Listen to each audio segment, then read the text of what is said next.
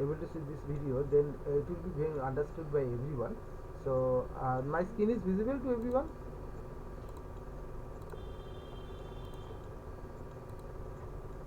I am not getting response from anybody. Am I system is visible? It's now visible. Yes, sir. Okay, Yes, sir. okay. Now visible. Uh, Yes, sir. Now it's visible. please listen carefully. Okay, then we will discuss. This is the only one tutorial that is very good, and please concentrate on this video tutorial, and after that we will discuss. Okay. Hi, my name is Chloe, and I'll be teaching you everything you need to know about UML use case No diagrams. sound, sir. We'll start with a high-level overview, then we'll talk about systems, What happened? No sound. No sound.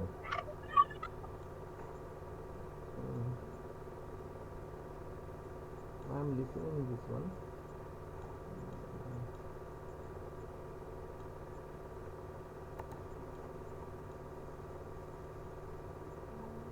concepts in depth. Have you ever had an idea that makes perfect sense and relationships? And finally, we'll to know about UML use case diagrams. We'll start with a high-level overview, then we'll talk about systems, actors, use cases, and relationships. And finally, we'll build an entire use case diagram together and go over examples to explain these concepts in There are 4 elements in case of use case diagram. Okay, one of the element is called system, another element is called, this is actors, this is use case, and this rectangle diagram is called system, and some relationship within this use case. Okay, so there are 4 elements. depth. Have you ever had an idea that makes perfect sense in your head, but when you try to explain it to someone else, they're completely lost? Maybe your idea is for a new app, and every time you talk about it, people don't really understand how they'd interact with the app or what it would do. This type of scenario is where a use case diagram is very helpful. Here's a simple description of a use case diagram. First, it shows a system or application. Then it shows the people, organizations, or other systems that interact with it. And finally, it shows a basic flow of what the system or application does. It's a very high-level diagram and typically won't show a lot of detail, but it's a great way to communicate complex ideas in a fairly basic way. Before we really get into the tutorial, let's talk about how you're going to make a use case diagram. You can draw them out with pen and paper, but a diagramming application is going to be much easier. Today I'll be using Lucidchart, and you can too, for free actually. Just click the link to access Lucidchart's website. Enter your email address, and you'll have a free Lucidchart account in just a few seconds. It's easy to use, and you can follow along with me as we build a use case diagram. Okay, so we're going to break down use case diagrams into 4 different elements: systems, actors, use cases, and relationships. Let's start with systems. A system is whatever you're developing. It could be a website, a software component, a business process, an app, or any number of other things. You represent a system with a rectangle, and you put the name of the system at the top. We're going to build a use case diagram for a very simple banking application. We'll call our system Banking App. This rectangle helps define the scope of this system. Anything within this rectangle happens within the banking app. Anything outside of this rectangle doesn't happen in the banking app. The next element is an actor, which is depicted by this stick figure. An actor is going to be someone or something that uses our system to achieve a goal. That could be a person, an organization, another system, or an external device. So who or what is going to be using our banking app? The most obvious actor is a customer. We are going to have customers that download and use our banking app. Another actor that we'll want in our diagram is the bank. The bank is going to provide information that feeds into our banking app, like transactions and account balances. Here are a couple things to keep in mind when dealing with actors. First, it's important to note that these actors are external objects. They always need to be placed outside of our system. Second, actors need to be thought of as types or categories. For our banking app, an actor isn't going to be a specific individual or a specific organization. We won't label our actors as John and Chase Bank. We want to keep things categorical. So right now we're saying that both customers and banks are going to use our app, and this brings up the topic of primary and secondary actors. A primary actor initiates the use of the system, while a secondary actor is more reactionary. Okay, there are 2 kind of actor. If I categorize this actor, So there are two kind. One of the category is primary actors and another is secondary actors. Am I audible to everyone? Yes, sir. Yes, sir. Uh, so who is going to use this application? So for in this example, this is a banking application. So customer, basically the customer is going to use the banking application. So what does it mean that customer going to use first going to perform the logging, then after that they will check some balance like that. So customer is the external object. Customer is external object, is not related to the banking apps. Similarly, bank, the provider who is give the information to the customer through these banking apps, so it's the external object. Okay, so these two are external object. It may be multiple kind of multiple type of external object may be associated with this particular object also. But here so we can categorize. There are two type of object. One of the object is called primary actors and another is secondary actors. Primary actors will be placed in the left hand side and secondary actor will be left in the right hand side, placed in the right hand side. Okay, and whatever we have just make it, this symbol is called system. So this rectangle symbol is used to represent the system in case of use case diagram. So and I will give some name to this system. For example, here we are discussing about the banking app, so we will provide only just name. So there are four elements. One of the element is an actor. So actor may be a person, it may be an organization, it may be a business process, it may be some another system also. Even we can say some external devices which is going to going to use this banking application maybe. So there are that may be one of the entity. So we can identify by entity by use customer name, and always we will give some name. For example, here customer, bank, like that we will provide some name. So this last option is called use for give the name of a particular actor, and from this name we can identify which one is the primary actor and which one is the secondary actor. Because primary actor will be placed in the left hand side and secondary actor will be placed in the right hand side. Okay, and whatever the use case is represented by the oval symbol.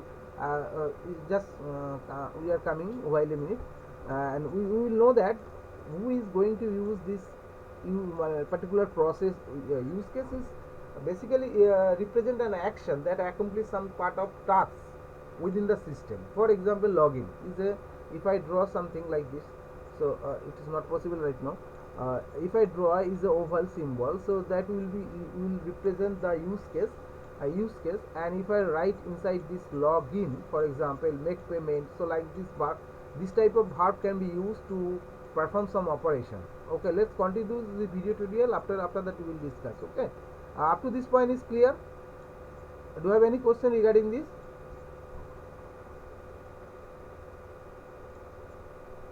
Am I audible to everyone? Yes, sir. Yes, Up sir. to this point is clear? Yes, Okay. sir. Okay. Okay, let's continue. Let us continue. So in our this one. example, which actor is primary and which actor is secondary? The primary actor is customer. The customer is going to initiate the use of our system. They're going to pull out their phone, open up our banking app, and do something with it. Bank, on the other hand, is a secondary actor. The bank is only going to act once the customer does something. If the customer goes on the app to see how much money is in their account, only then does the bank engage with our system to provide the balance. Primary actors should be to the left of the system, and secondary actors should be to the right. This just visually reinforces the fact that customer engages with the banking app and then the bank reacts. The next element is a use case, and this is where you really start to describe what our system does.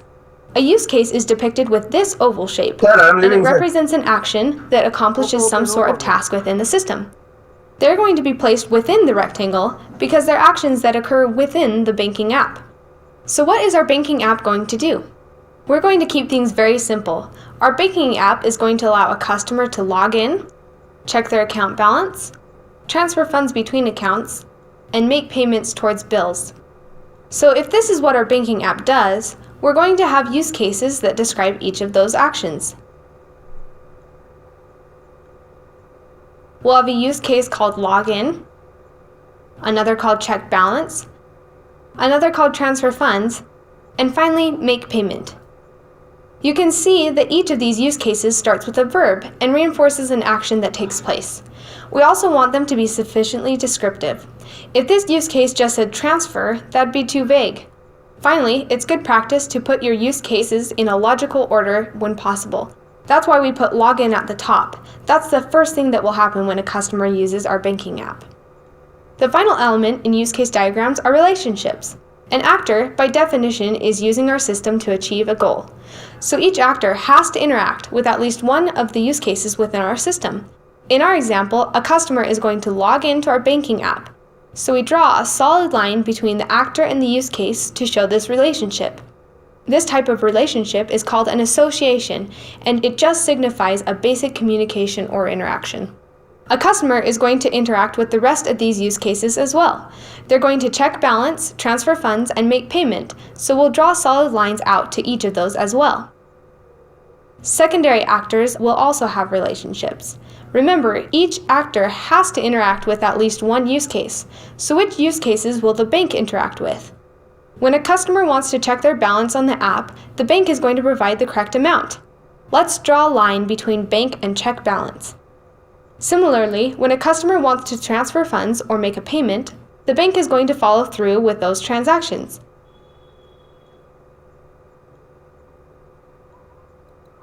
So these are login, check balance, transfer fund, make payment. In case of banking application, these are the basic operation that can be performed by the customer. The customer can log in into the system, it can check the balance, and it can also transfer the fund from one account to another account.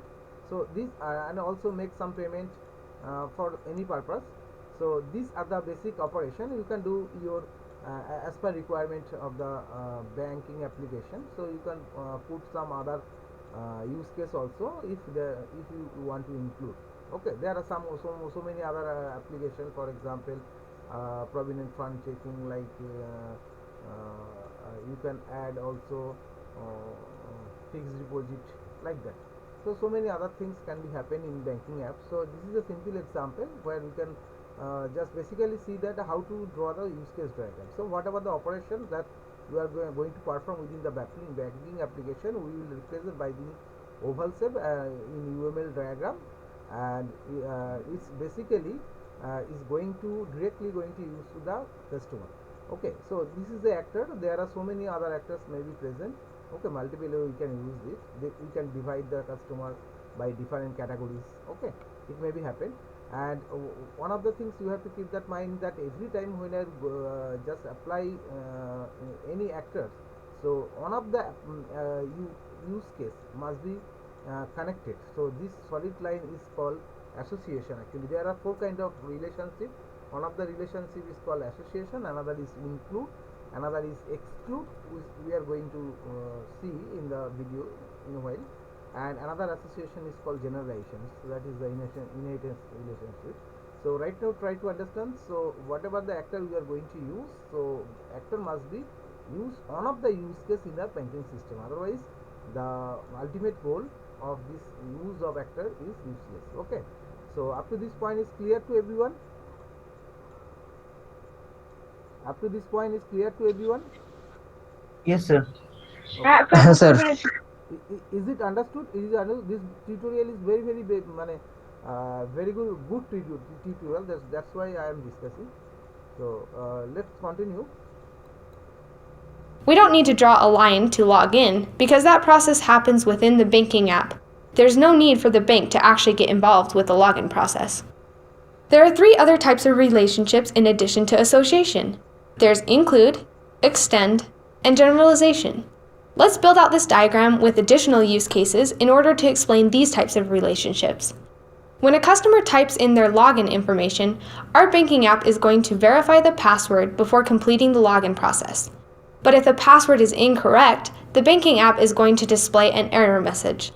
So let's create 2 new use cases for verify password and display login error.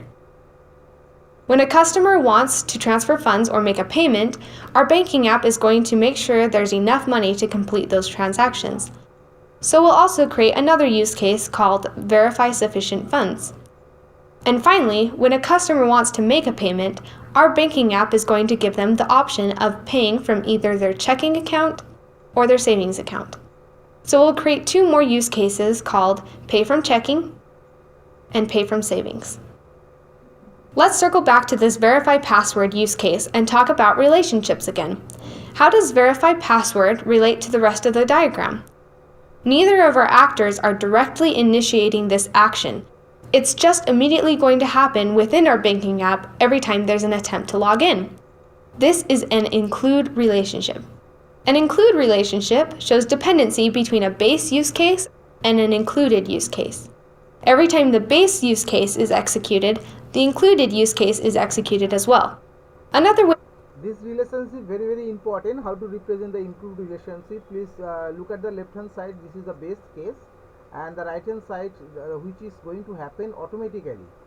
For example, if, in this example, if a customer is going to use the login, every time the verify password, this process, this use case is going to happen every time. Okay, not in some time. So include relation means happen every time.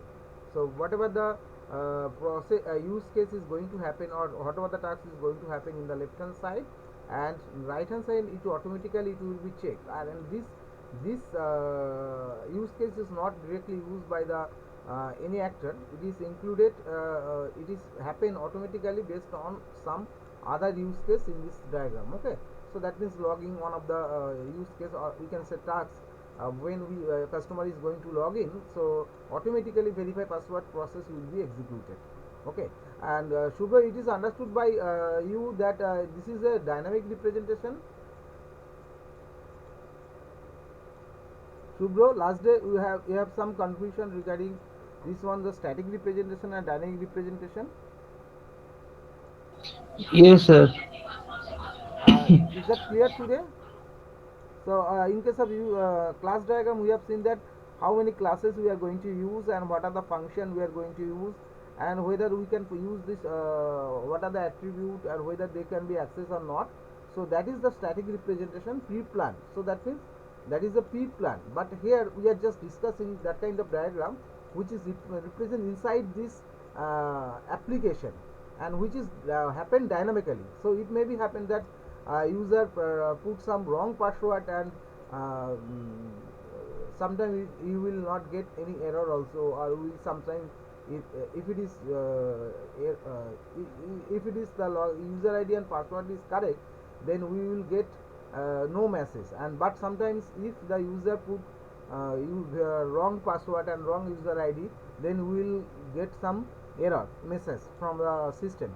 So this second option will be happen sometimes. Okay, so that is the dynamic behavior of the system, not is a static behavior. So we cannot say that it's a static behavior, it's a dynamic behavior. And use case diagram is basically is a dynamic behavior. Okay, dynamic functionality of the system.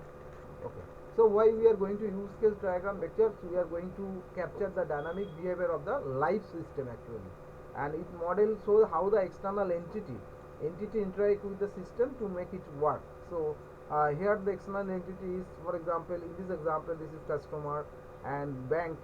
These are the two external entity, and this diagram is responsible for visualizing the external things that is going to interact with the system actually. This diagram, what are the external entities going to use this application.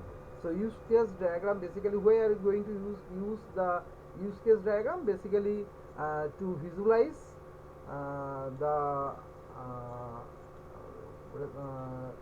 use case diagram are to use to visualize the external things that are interact with the part of the system actually. Okay, so that's why we are going to represent the use case diagram. So let's come back to this relationship, include, and another relationship is called also exclude. Okay, let's continue with this video. The way to think of it is that the base use case requires an included use case in order to be complete. When you have an include relationship, you draw a dashed line with an arrow that points towards the included use case.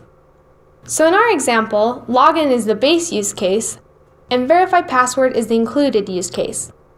Every time a customer logs in, our banking app will automatically verify password. This login use case won't be complete unless verify password is complete. So we draw a dashed line with the arrow pointing towards the included use case, and we write include in double chevrons. The next type of relationship is the extend relationship. An extend relationship has a base use case and an extend use case. When the base use case is executed, the extend use case will happen sometimes, but not every time. The extend use case will only happen if certain criteria are met. Another way to think of it is that you have the option to extend the behavior of the base use case. When you have an extend relationship, you draw a dashed line with an arrow that points towards the base use case. In our example, login is a base use case, and display login error is an extended use case.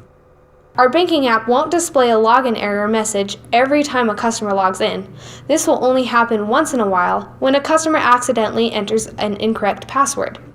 Since this is an extend relationship, we draw a dashed line with an arrow that points to the base use case and write extend between double chevrons. Hopefully, this thoroughly explains the difference between include and extend relationships, but just in case, here's a very basic example to help differentiate between the two. If you sneeze, you will close your eyes. That's an included relationship because it's going to happen every time. Additionally, if you sneeze, you might say excuse me. That's an extended relationship because it supplements the sneeze, but isn't completely necessary in the sneezing process. Just remember that include happens every time, extend happens just sometimes, and don't forget that the arrows point in opposite directions. One quick thing to note is that multiple base use cases can point to the same included or extended use case. For example, both transfer funds and make payment are going to point to verify sufficient funds as an included use case.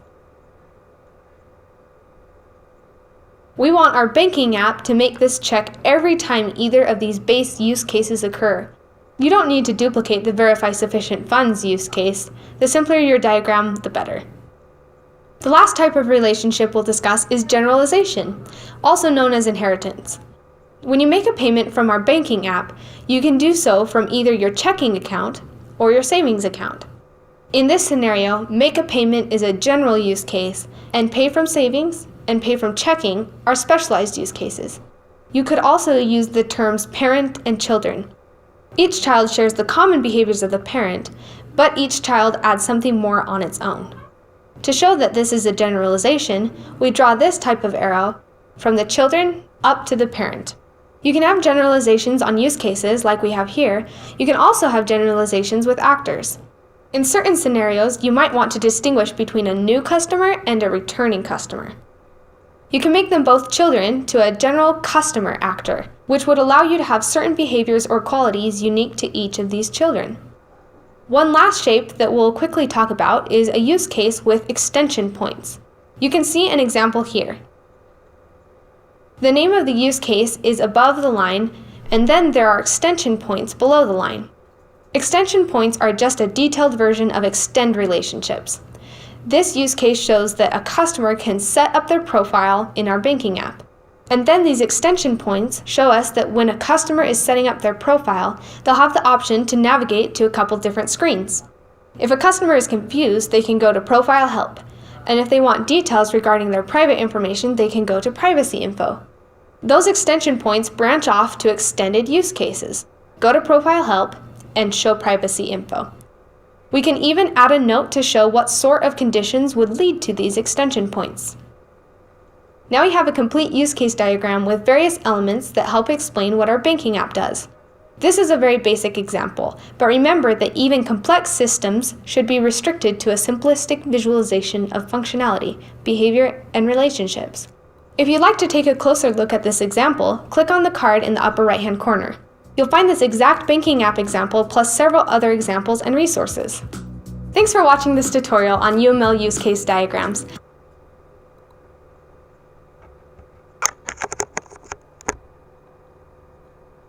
Am I audible?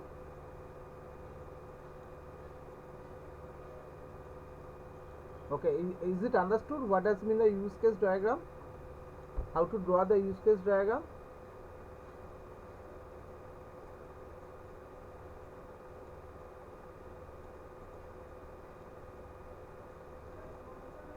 No.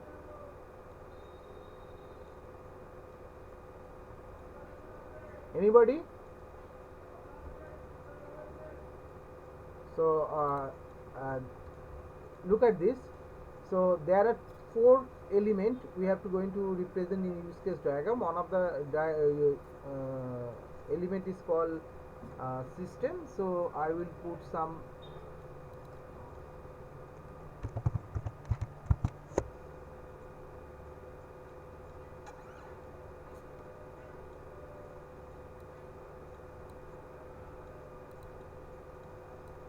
this is called system. Okay, rectangle represent the system, and these are called use case notation. Okay, use case use case means which is used to represent some action within this application. Okay, and these are called actors. Actor is the entity, so it may be a person, it may be organization, it may be any external devices also. uh, uh, you have also seen that external or actors can be associated with generalization. So we can use, for example, uh, we can divide it the first year student, second year student, like that. You can make a generalization in the actor also. And this is the primary actor and this is the secondary actor in student management system. And student can perform the check attendance. They can check the attendance, they can check timetable of the scheduled class. They also check after examination, they can check the test score. These three things is used by the student, and similarly these three things, this use case directly used by the teacher. So whenever the student is going to perform the checks balance, check attendance, then teacher will provide this information, how much attendance do you have in this class. And whenever they want to check the timetable, so student teacher will also provide some information that which class is going to perform in what time. So like that they can check the timetable. Even a student is going to check whether how much score in this in software engineering classes, then the teacher will provide information that you got something out of 50 or out of 100 you got 25, like that. So and these two use case in case of student management system, one is update attendance, another is update score, that only is accessible by the external entity. This is teacher. So these two tests is used. And in the previous example we have seen that there are four types of, here only we have used the association, and we have just used the association. And in the previous example in banking application we have seen that there are so many other relationships we can perform.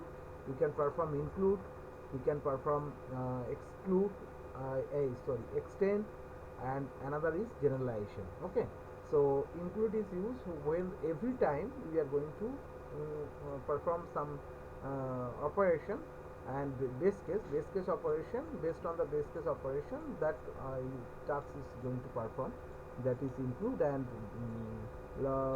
exclude is it happens sometimes. Okay, a generalization maybe happen that if I divided this for example last example we have seen that if I make the generalization for banking account, so we can divide it is a saving accounts or current account, like that. So we can divide the generation also. This all about this use case diagram, how to draw. And there are this is the note, class note I will provide it to you today. Please go through the class note why we use the use case diagram, and what does it mean. The everything is written here. What is the how to represent the use case diagram, and what are the tips we are going to use, what are the advantage, everything is written here. Please go through this tutorial. If you don't understand, then next day we will clear your doubts. Anything else? Is it understood by everyone? I am not getting response.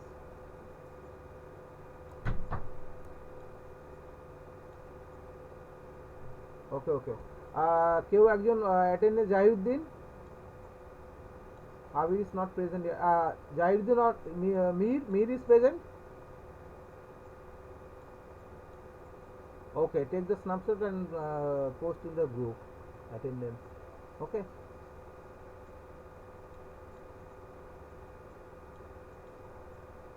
Okay. And actually what will happen in your exam, then some student management system or banking application or some other application, library management system, like that they will provide some information, and then you have to draw the use case diagram, class diagram, sequence diagram, like that. That kind of question will come in your exam. Okay, it is up to you that how you explore this type of example. So you have to take so many example from the books or different books, and also you have to collect some other example for internet, and explore yourself, make practice, then you will be answerable this question. Okay, so that's all for today. uh, so you can leave now, somebody is waiting.